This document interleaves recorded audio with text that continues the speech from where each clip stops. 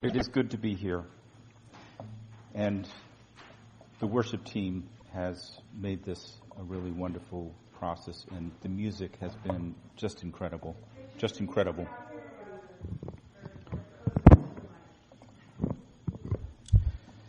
Well, I really draw strength from what Janet read, the poem by Rosemary Traumer, especially the lines, "If sorrow is how we learn to love, then let us learn."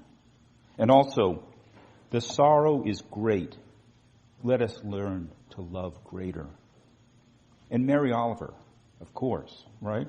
Sing of the spirit that carries within it the thorn that is heavier than lead. And yet, each pond with its blazing lilies is a prayer heard. And like Irina sang, beautiful Brahms offertory, "I turn away, seek darker shadows." I still feel that. And I know we all feel that we've emerged these many months from a dark tomb. For more than 30 years, from high school days onward, I feared and coped with the dark caravan of feeling that descended each month. I fought an inner struggle between being outgoing and shy, mellow and distraught, heady with clarity, and enveloped by fog. Much of the time I dismissed the notion that I was depressed. I sought help during the worst times. It was the circumstances, I theorized, that brought me down. My love life, workplace, home situation. One April day, surrounded by family, I began sobbing and couldn't stop.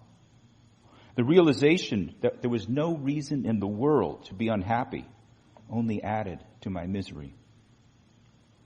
Donating a kidney to my brother seemed easy compared to this.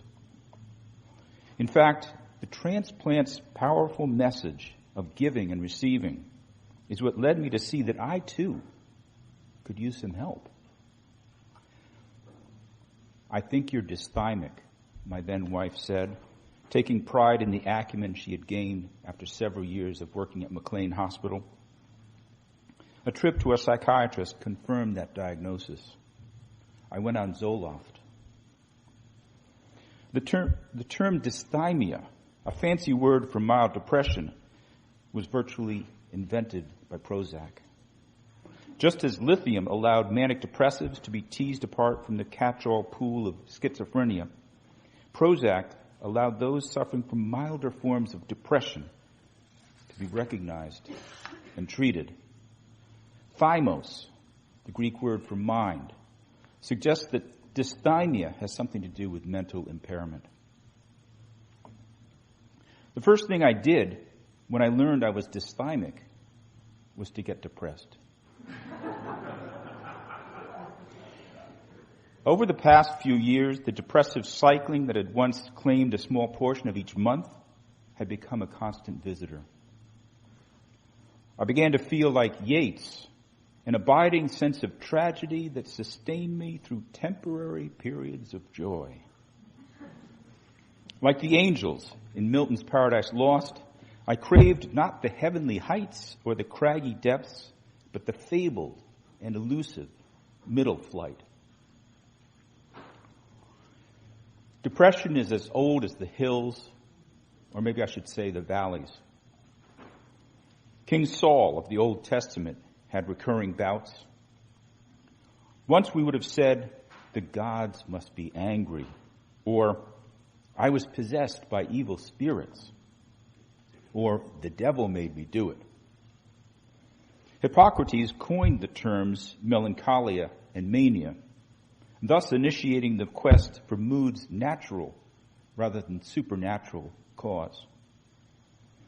The first recorded use of a drug to ease depression comes from the Odyssey, where Homer describes Helen giving Nepenthe, an opiate derivative, to Telemachus to relieve his grief. Less orthodox was a practice done by Aegean priests. They threw patients off a high cliff into the sea, where boats waited to save them. This early form of shock treatment cured many. Later, melancholics took the waters at fashionable spas. The waters frequently contained lithium, now known to be therapeutic. Many have endured to describe depression's effects.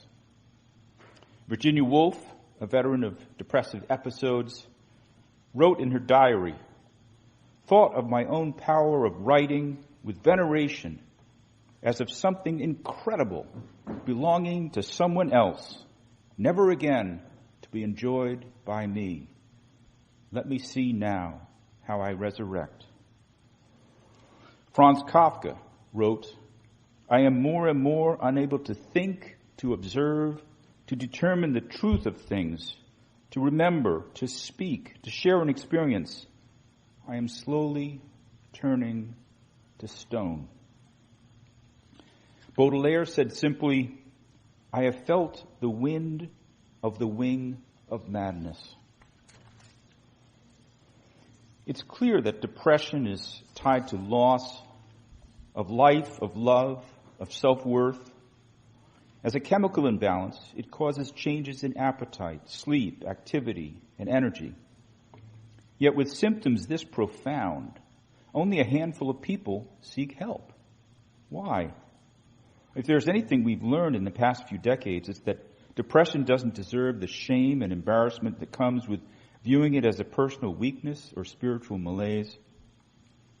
It takes a lot of strength, in fact, to face one's inner demons and use the opportunities of medicine to reclaim your soul. Relationships are an important part of the process as well. Depression is the isolation of being on a Noah's Ark with everything around you drowning until someone hands you an olive branch of human kindness. The gesture needn't be large.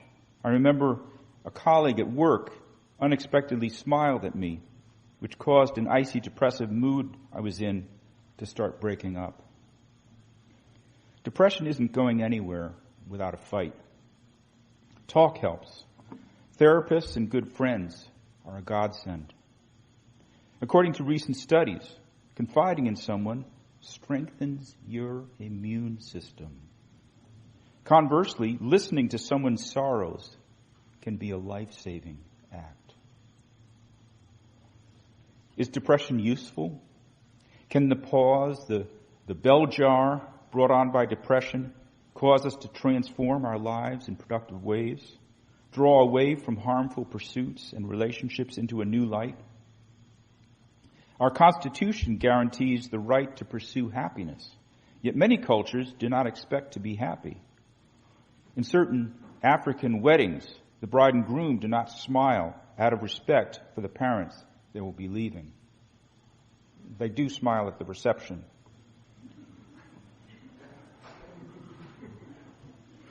Buddhists have their all life is suffering perspective. China views personal happiness as tantamount to public betrayal. In our culture, to be sad is to fail, to shrink from your civic duty. Happy meals and happy hours cloak our society in a code of mandatory fun. Yet our sorrows are as close as our pockets and the brooding busts of Lincoln staring out at every penny. Knowing this should make us claim happiness not as a right, but as something ticklishly more elusive. Perhaps we need our harbingers of pain to remind us of the bounty we have in normal pleasures. Perhaps we can then rescue the languishing among us by understanding the roots and tools of their discomfort, so we don't stand idly by as Dylan Thomas, possessed by alcoholism, depression's kissing cousin, sputters his last words before falling off the bar stool.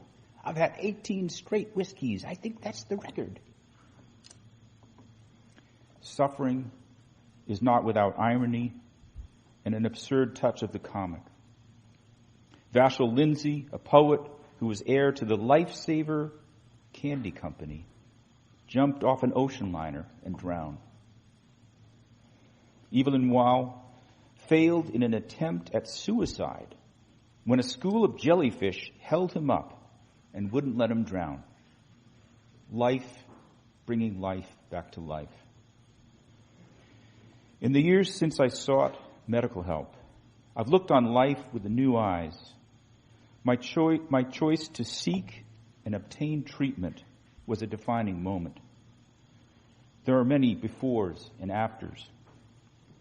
Before medication, springtime was difficult. Everything was blooming except me.